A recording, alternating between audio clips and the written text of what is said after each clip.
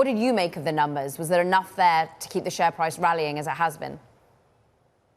Yeah, so the numbers for Intel on a day like yesterday are about relatively short to near-term trend. And so the PC market has been very weak for some time, meeting actually expectations that were very high because everybody was very excited about the AI PC and things like that, which didn't really move the needle for the market. And so now what we see is a more traditional driver, like the Windows refresh cycle, helping enterprise demand.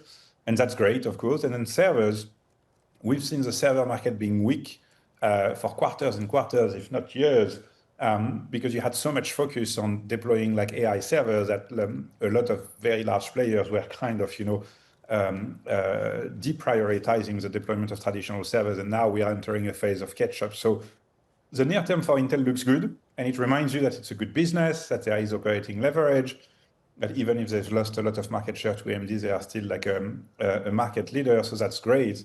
But these are very surprisingly positive, but relatively short term. And that's the way I interpret the stock movement, big risk on the news flow. And then you look back and you're like, well, but at the end of the day, what does really matter for Intel? Is that really like PC demand over the next couple of years, or is that more like... So what matters, Pierre? What matters is 14A. What matters is, are they going to be the cutting edge of the next iteration of chips? Are they going to really rival TSMC and get others than Intel's own fabrication going?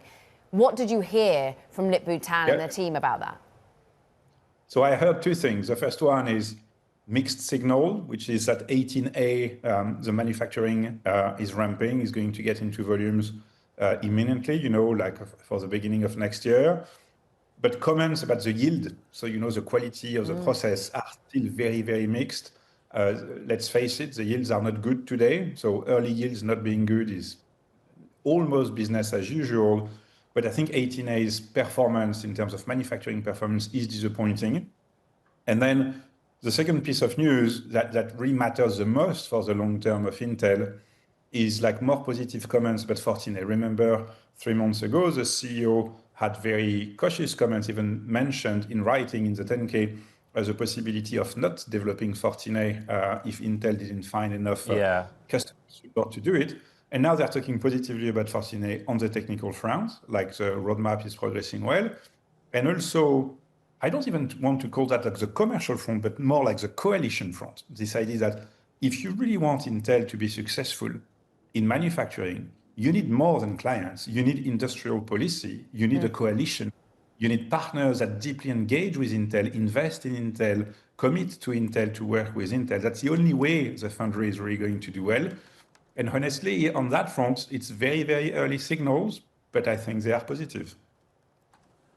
I tried to get a sense from Intel's CFO, Dave Zinsner, when I spoke to him on the phone about that long term you were talking about. And in an AI world, his answer was quite simple. They do see opportunity in accelerators. But the foundry bit is what I was like most surprised at. He's saying that the foundry opportunity for them in AI is in wafers and packaging. That doesn't sound hugely exciting, Pierre. Well, maybe it doesn't sound hugely exciting, but it sounds very realistic and really playing to Intel's strengths. The way I see Intel today is they have 2 major product franchises. One is in the PC business, x86 CPUs for PCs, and one is in server. So I'm pretty sure the management wants to maximize the value of these 2 franchises and concentrate on them, and it's good.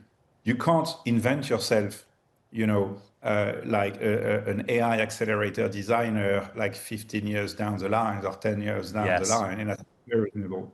And then yes, Intel has an edge in packaging. Intel is a strategic asset for this industry, and this is probably what management wants to build on. And I see that as maybe not as exciting as we're going to compete against NVIDIA, but very realistic and the right industrial approach, probably. And for our audience, Pierre, they appreciate that answer because you also cover NVIDIA, right? You're able to make the comparison. On x86, I think the argument Intel were making to us was the hyperscalers have woken up a bit to the value of having the latest CPU in infrastructure. They're willing to invest and refresh on CPU. So again, for them, Intel, they would argue that it's a great opportunity for them. Do you see that opportunity? Yes, absolutely, no doubt. It's very, very strong.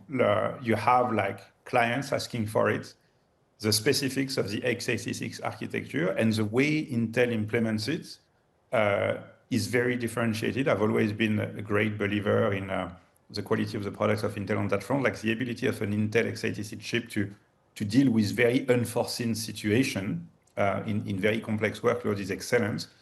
And you've had so much demand for it that it actually triggers NVIDIA's move first to open up NVLink, like the high bandwidth connectivity with their GPUs, so that x86 chip can be integrated into NVIDIA systems, and a $5 billion investment in Intel and a partnership with Intel to co-develop chips that will be optimized to get integrated into NVIDIA systems. And my read, having followed that for a few years, is that it's not just like a nice gesture from NVIDIA under political pressure or anything like that. It is a genuine, thorough, and deep interest for Intel products in the industry for that role. Now, keep things to the scale they are.